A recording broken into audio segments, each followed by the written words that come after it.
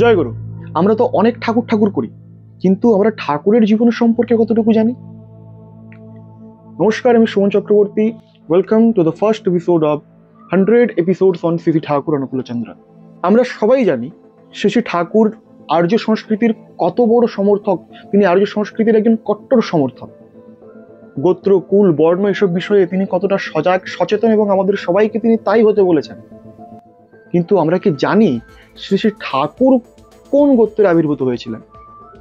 শ্রী ঠাকুর শাণ্ডিল্য গোত্রীয় বিপ্র সন্তান। এখন প্রশ্ন হতে পারে, এই শাণ্ডিল্য গোত্র কিভাবে এলো? ব্রহ্মার পুত্র বিরাট, বিরাটের পুত্র স্বয়ম্ভব মনু, স্বয়ম্ভব মনুর মরিচি আদি 8 পুত্র।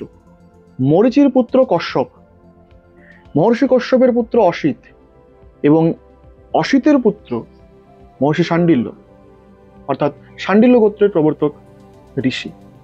এরকম আরো জানতে আজই ফলো করুন এবং ভিডিওটি শেয়ার করতে ভুলবেন না। জয় গুরু।